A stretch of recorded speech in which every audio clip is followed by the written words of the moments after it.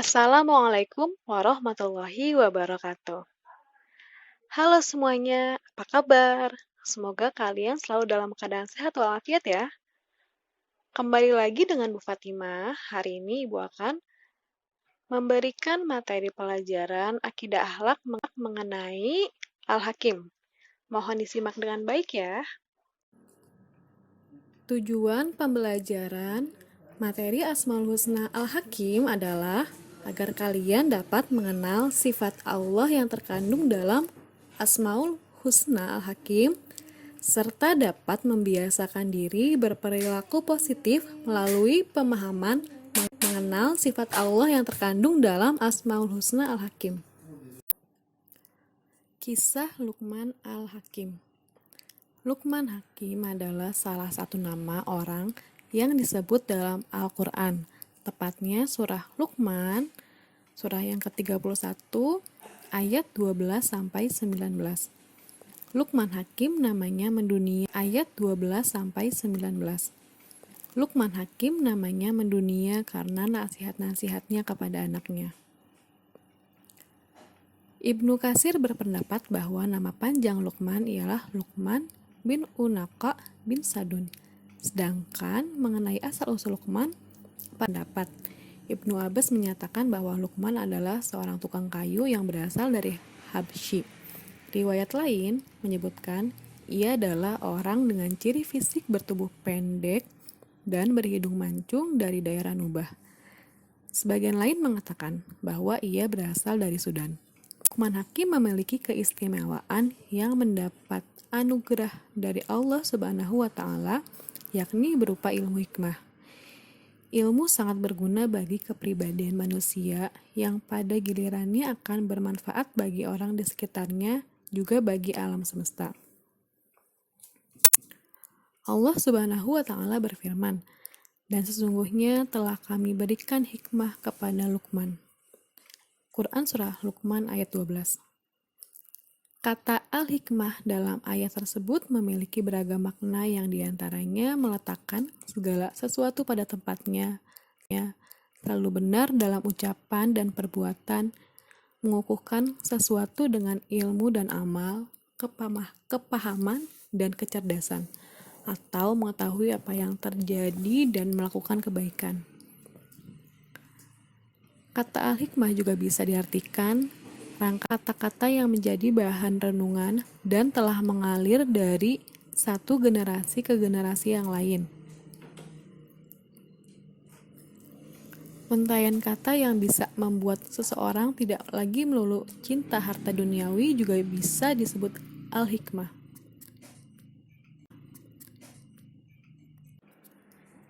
Secara sederhana, al-hikmah adalah petunjuk jalan lurus menuju keselamatan dan kebenaran dalam berkeyakinan, bertingkah laku, berucap, dan juga melangkah. Menurut sisi pandang yang maha pencipta maupun cara pandang manusia, itulah arti kata al-hikmah secara umum. Dalam sebuah kesempatan, saat Luqman mengajari putranya dengan kehidupan nyata di tengah-tengah masyarakat, Luqman berkata, "Wahai putraku, lakukanlah hal-hal yang mendatangkan kebaikan bagi agama dan duniamu. Terus lakukan hingga kau mencapai puncak kebaikan. Jangan pedulikan omongan dan cacian orang, sebab takkan pernah ada jalan untuk membuat mereka semua lega dan terima.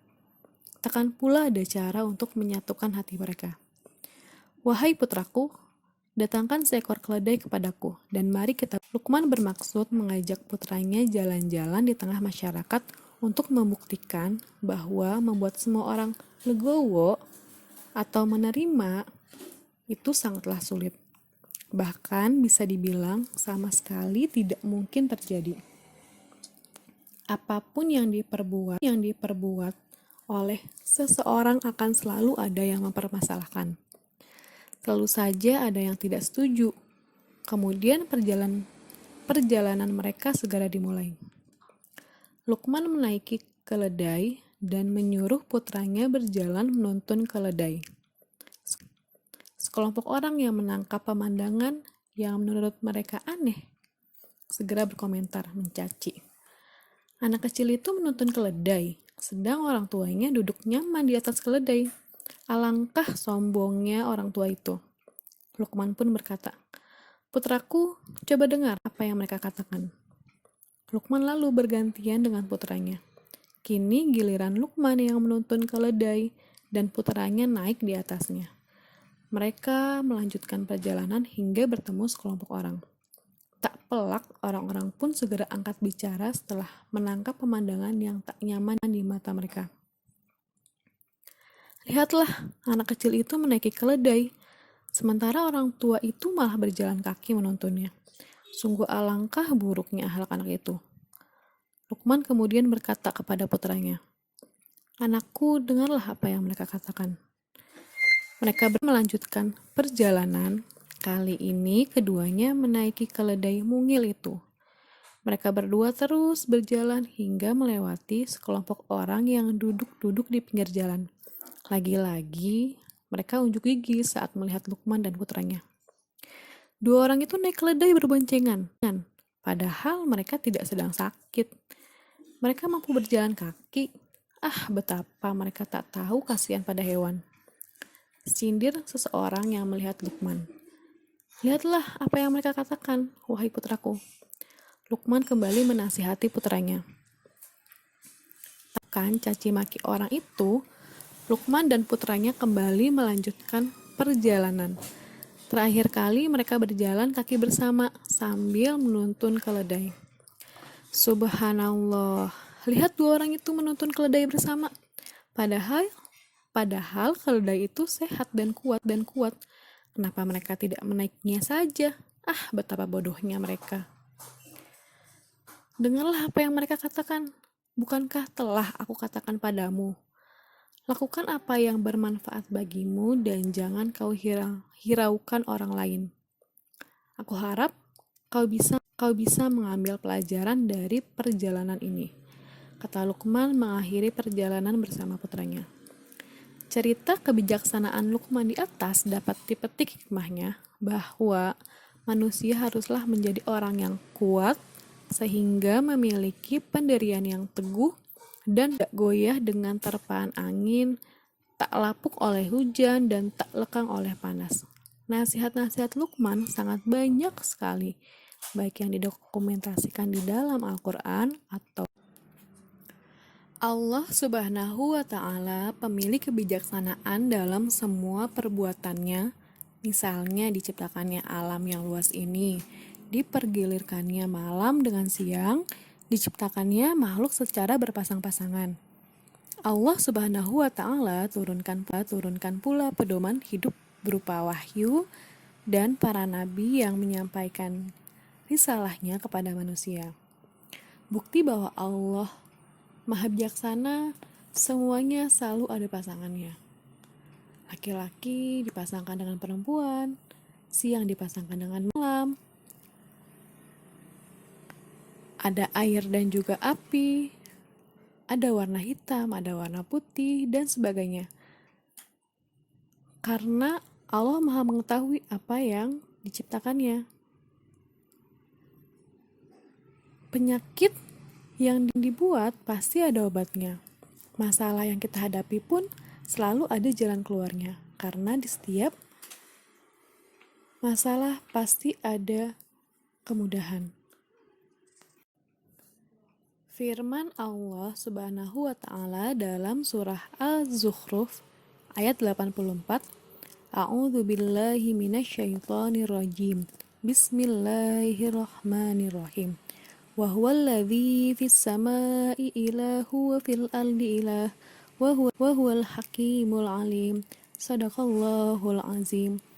Yang artinya, dan dialah Tuhan yang maha bijaksana di langit dan Tuhan yang disembah di bumi. Dan dialah yang maha bijaksana, maha mengetahui. Hendaknya kita patut meneladani kebijaksanaan Allah Subhanahu wa Ta'ala dalam setiap gerak langkah dalam peri kehidupan kita. Dengan kebijaksanaan akan membuat kehidupan kita menjadi tentram, tenang, dan juga bahagia. Allah bahagia. Allah tidak akan menciptakan sesuatu yang sia-sia dan tidak akan mensyariatkan sesuatu yang tiada manfaatnya. Artinya, Allah Subhanahu wa Ta'ala memiliki hukum di dunia dan juga akhirat. Miliknya lah 3 macam hukum yang tidak seorang makhluk pun ikut campur dalam urusan tersebut.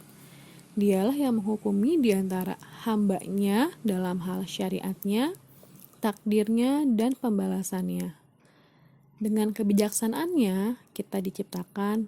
Dengan kebijaksanaannya pula, kehidupan ini berdasarkan pedoman syariat agama, yaitu agama Islam. Dengan kebijaksanaannya, ditentukan takdir untuk kita. Takdir kita kapan lahir, kapan meninggal, kapan kita berjodoh, apakah kita nanti hidupnya akan bergelimang harta atau mungkin kekurangan harta. Semuanya Allah yang sudah atur. Dengan kebijaksanaannya pula, manusia diberikan kebebasan untuk menentukan jalan hidupnya, mengikuti aturan yang maha atau mengikuti langkah setan. Kitalah yang akan menentukan nasib kita di akhirat kelak. Karena Allah tidak akan mengubah suatu kaum jika kaum itu sendiri tidak ingin mengubah hidupnya. Jadi, ketika kita ingin menjadi pribadi yang lebih baik, maka diri kita lah yang harus berusaha mencapai hal tersebut. Jangan menunggu orang lain ataupun Allah yang akan memberikan kita jalan. Jika kita tidak mau mencoba, Allah pun tidak akan memberi jalan. Kalau kita ingin mencoba, berusaha, insya Allah Allah pun akan memberi jalan yang terbaik bagi kita. Selama yang kita jalani pun adalah hal yang baik dan sesuai dengan. Bila kita menghadapi suatu permasalahan hidup, maka patutlah kita menyelesaikannya secara bijaksana, tidak mendahulukan emosi ataupun ceroboh dalam memutuskannya. Hal ini agar keputusan yang dihasilkan bisa memuaskan, apalagi bila berhubungan dengan kepentingan orang banyak ataupun masyarakat. Keputusan yang kita ambil merupakan pancaran pribadi kita dan kedalaman batin kita serta keluasan pengetahuan kita. Agar kita mampu bersikap bijaksana, maka perbanyak belajar dan juga menuntut ilmu. Menggali pengetahuan agar mudah dalam meneladani sifat Allah Subhanahu wa Ta'ala, yaitu Al-Hakim yang Maha Bijaksana. Sebagai contoh, di dalam sebuah kelas ketika ingin mencari siapa yang menjadi ketua kelas, biasanya pasti ada pemungutan suara atau voting. Nah, hal itu dilakukan agar hasil dan juga keputusannya adalah keputusan bersama. Jadi tidak ada lagi yang sirik ataupun merasa dibeda-bedakan. Bahkan pemilihan wali kota, pejabat daerah, dan presiden pun juga sama. Semuanya hasil kesepakatan bersama. Dan suara yang terbanyaklah yang harus diakui. Suara yang sedikit mengikuti hasil yang terbanyak.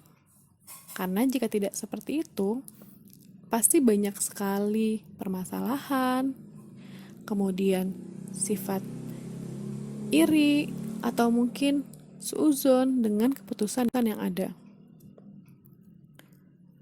Pun ketika kita menghadapi masalah dan ingin memutuskan bagaimana caranya, harus diputuskan dengan baik, kepala dingin, dan tidak terlalu mementingkan kepribadi.